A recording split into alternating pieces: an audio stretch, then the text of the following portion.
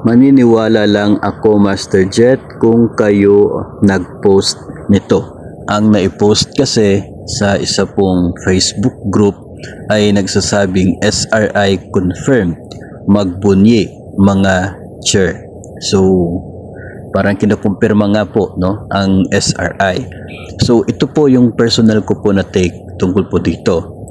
Pwede po na talagang confirm ang SRI.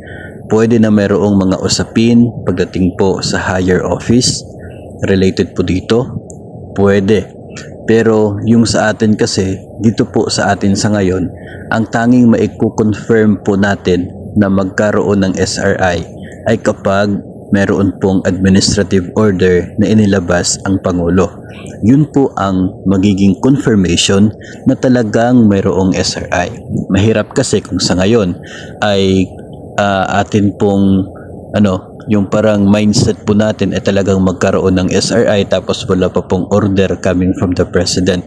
Mahirap na mag-expect sa isang bagay na wala pa naman pong legalidad na atin po nakikita. Kaya yung stand ko po dito ay hindi pa sigurado kung mayroong SRI.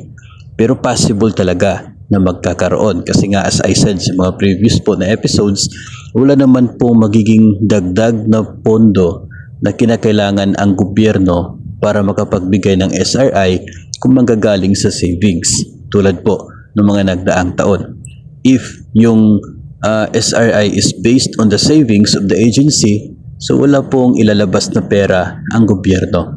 So pwede naman po na maglabas na ng order. Pero so far sa ngayon, wala pang order, kaya hindi pa po talaga natin ma-confirm na talagang mayroong SRI. Isa pa po, kahit meron na pong administrative order para po dyan, kung galing naman po sa savings, ay still hindi pa po natin masisiguro yung amount, yung manner ng pag-release ng SRI para po sa mga personnel, particular sa DepEd. Kung manggagaling sa savings at sasabihin na maximum of 20,000, it doesn't mean na tayo ay magkakaroon ng 20,000 SRI. Hintayin po natin yung advisory memo coming from DepEd as to how much yung available funds na pwedeng paghati-hatian ng mga eligible personnel. So doon po ilalabas ng DepEd, sasabihin kung magkano yung pera, yung SRI na pwedeng maibigay sa bawat personnel kung galing sa savings. Kaya kahit mayroong AO, hindi pa po tayo dapat aasa sa maximum amount, hintayin ang official statement as to how much.